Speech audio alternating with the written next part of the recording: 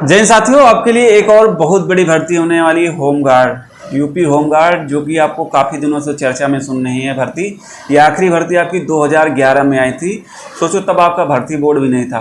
तो अब इस बार भर्ती आएगी तो आपके काफ़ी नियमावली चेंज होने वाली है, क्योंकि तब आप इस बार क्या है, पहले होती थी आपकी चाहे कोई भी भर्ती हो, चाहे सिविल में हो, चाहे पीएससी में हो, चाहे जेल में हो, वो भर्ती आपके जिले वाइज होती थी, मंडल वाइज होती थी। लेकिन अब क्या है, जब से भर्ती बोर्ड बन गया है तो सारी भर्तियाँ भर्ती बोर्ड करवाता है, उसके बाद उनको सौंप देता है। तो इस बार भी क्या है, अब भर्ती बोर्ड बन गया है तो शासन से तब काफ़ी चीज़ें चेंज होने वाली है। पहले आपकी शैक्षिक योग्यता हाई स्कूल होती थी, लेकिन इस बार क्या है, बहुत सी चीज़ें चेंज होने वाली है, तो वो इसी पे चर्चा करेंगे। तो अभी आज की आपकी न्यूज़ देखी होगी आपने प्रयागराज में, जो प्रयागराज का होगा तो उसको पता लग गया होगा। और इसके पहले भी खाली पद का ब्यौरा आपके मुख्यमंत्री साहब की बैठक हुई थी, उसमें मांगा गया। तो उम्मीदें आपकी काफ़ी ज़्यादा हैं कि वैकेंसी आपके अक्टूबर-नवंबर तक आ जाएंगी। तो इस पर क्या क्या रहेगा आज के पेपर में आप देख लीजिए। इस पर लिखा है प्रयागराज में 1300 होमगार्ड जवानों के पद खाली हैं, जल्द होंगी भर्तियाँ। तो मतलब प्रयागराज में टोटल 3800 पद होमगार्डों के हैं, जिसमें से 2500 जवान तैनात है और 1300 पद उनके खाली हैं। और टोटल देखा जाए तो शासन स्तर से 32,000 भर्तियाँ होने वाली है। इस पे लिखा गया आज के पेपर में कि आपके जैसे कुंभ की तैयारी चल रही है, तो कुंभ में पिछले साल उनको 12,000 जवान की ज़रूरत पड़ी थी। जैसे अगल बगल के ज़िले के, जैसे आपका प्रयागराज के बगल में हो गया रायबरेली, हो गया प्रतापगढ़, सुल्तानपुर, कौशाम्बी, यहाँ के बनारस के सभी ज़िलों के मतलब ड्यूटियाँ बुलाई जाती है। तो वहाँ 12,000 आए थे, तो इस बार लगभग उनको 20,000 जवानों की ज़रूरत पड़ेगी। इसलिए भर्ती लग रहा है कि जल्दी आपकी भर्ती आने वाली है, क्योंकि कुछ ना कुछ तो आपका उपाय होने वाला है। तो इसमें करीब आपके 32,000 पद खाली हैं लगभग, जो शासन स्तर से। अब इसकी नियमावली आपकी काफ़ी चेंज होने वाली। पहले क्या रहता था, आपके हाई स्कूल में जो पास होते थे हो जाता था, लेकिन अभी कुछ दिन पहले आपने पेपर में देखा, होमगार्ड बनने के लिए अब आपको इंटर पास होना ज़रूरी है। तो ये आपके इंटर तो लगभग होना तय है, क्योंकि पहले हाई स्कूल तो पहले लोग ज़्यादा पढ़े नहीं रहते थे। अब क्या है कि कोई भी हो, कितना कम हो, इंटर तो सभी पास कर लेते हैं। अब उसमें पहले नियमावली क्या होती थी, पहले आपको मैं बताता हूँ पहले आपका क्या रहता था और अब क्या होने वाला है। पहले देखो, पहले आपके जैसे क्या होता था कि वहाँ आपके डिग्री पे भी नंबर मिलते थे, आप कितना पढ़े हैं उस हिसाब से आपको नंबर डिवाइड। जैसे आप हाई स्कूल पढ़े तो आपको जो था, उसके बाद अगर आप इंटर पास किए हैं, ग्रेजुएशन पास किए हैं, तो आपको अलग से नंबर दिए जाते थे। और जैसे पहले क्या होता था, कंपनी कमांडर पद, जिसमें आपके होमगार्ड में 3 स्टार होता है, वो आपके इंटर लेवल का होता था। सोचिए कितना। और सहायक कंपनी कमांडर जो आपके होता है कि 2 स्टार वाले, और प्लाटून कमांडर, ये सब आपके इंटर हाई स्कूल था। तो अब सोचो ये वैकेंसी अगर आपकी डायरेक्ट आती है तो इस पर आपके ग्रेजुएशन मांगा जाएगा। जैसे आपके यूपीएसआई होते हैं, वैसे ही होमगार्ड में ये सारे पद होते हैं, ठीक है। अब इसमें पहले आपकी आयु सीमा जो थी, आपको दिख रहा होगा नोटिस पे, 20 साल से 50 वर्ष तक थी। कोई भी होता था भर्ती हो जाता था, ठीक है। अब इस पर आपकी हाइट की बात करते हैं, जो को पहले जनरल की हाइट 167.8 सेंटीमीटर थी, और ओबीसी की भी यही हाइट थी, और एससी की भी यही हाइट थी।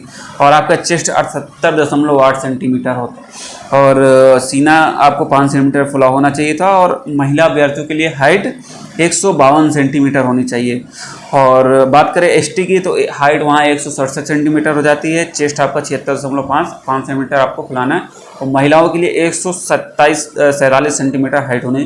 पहले वहाँ आपके पर्वतीय क्षेत्र में, पहाड़ी इलाकों के लिए भी छूट दी जाती थी, वहाँ हाइट आपकी 162.6 सेंटीमीटर।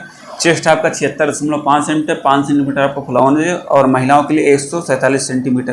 पहले ये सारी भर्ती आपकी जिला स्तर होती थी, लेकिन अब क्या है, भर्ती बोर्ड के द्वारा होगी।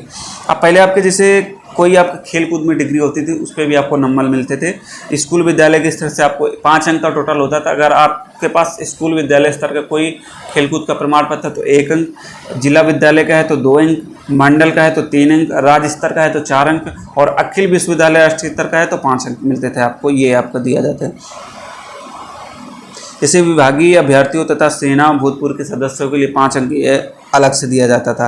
अब एनसीसी के लिए जैसे सी प्रमाण पत्र आपके लिए 5 अंक, बी के लिए आपको 3 अंक एक्स्ट्रा दिए जाते थे, और ए प्रमाण पत्र के लिए आपको 2 अंक दिए जाते हैं, ठीक है। अब शारीरिक दक्षता की बात करते हैं। जैसे आपका रनिंग मेन होता है, रनिंग आपके उस पर क्या होता था, जैसे आपके 1500 मीटर दौड़ होती थी, उस पर अभ्यर्थी 10 मिनट के लिए आपको 5 अंक दिया जाता था। 8 मिनट के लिए आपको 7 अंक दिया जाता, 6 मिनट के लिए आपको 10 अंक दिया जाता था। उसके नीचे आप कितना भी आ जाए आपको 6 मिनट में अगर आप कर देते थे तो आपको फुल अंक 10 मिलते थे। और महिलाओं के लिए होती थी 400 मीटर की रनिंग, तो महिलाएं अगर 2.5 मिनट में क्वालिफाई कर देती थी तो उनको 10 पूरे के पूरे अंक मिल जाते थे। और 3.5 मिनट में करते थे 7 अंक, और 4 मिनट में करते थे तो 5 अंक। तो महिलाओं के लिए काफ़ी इजी था, लगभग मुझे लग रहा है तो 10 अंक सब लोग पा सकते हैं इस हिसाब से अब देखा जाए। साक्षात्कार में आपको 10 अंक मिलते थे, आपके इंटरव्यू मतलब प्रतिष्ठा सूची कोई नहीं, अंतिम चयन भी आपका वर्गवार जो चयन मेरिट होती थी उस हिसाब से बनाया जाता था। स्वास्थ्य परीक्षण आपका जो नॉर्मल होता है वही होता था आपका। ये सारी चीज़ें आपकी हो गई, ठीक है। काफ़ी चीज़ों में इस बार जो है बहुत चेंज होने वाला है। पहले क्या होता था, जैसे आपके हाई स्कूल हैं तो आपको 5 अंक, इंटरमीडिएट है आपको 8 अंक, स्नातक हैं तो आपको 9 अंक, और आपको MA है तो आपका 15 अंक। ये आपका होता था आपका अंक, इस हिसाब से आपको अंक मिलते थे आपके सभी के। अब बात करें जैसे आपका प्रशिक्षण क्या होता था। पहले आपका प्रशिक्षण 42 दिन का होता था, लेकिन अब जो नियमावली हुई, जिन मृतक आश्रित की ट्रेनिंग हो रही है उनके लिए आपका अब 90 दिन का प्रशिक्षण हो गया। तो इस बार जो है काफ़ी चीज़ें आपकी शासन स्तर पे चेंज होने वाली है। पहले आपकी लिखित परीक्षा नहीं होती थी, तो लिखित परीक्षा भी इस बार की संभावना है कि लिखित परीक्षा भी होगी। तो आप मेंटली रूप से तैयार हैं, आपको अक्टूबर से नवंबर तक आपको भर्ती के लिए सूचना मिल जाएगी। तो तैयारी में लग जाओ, अब तो तैयारी कर ही रही हैं, लेकिन इसकी अभी कुछ सिलेबस नहीं है क्या होने वाला है।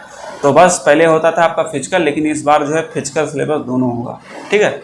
बाकी अगर आपके कोई भी डाउट है तो आप कमेंट कीजिए, मैं आपको जवाब दूंगा।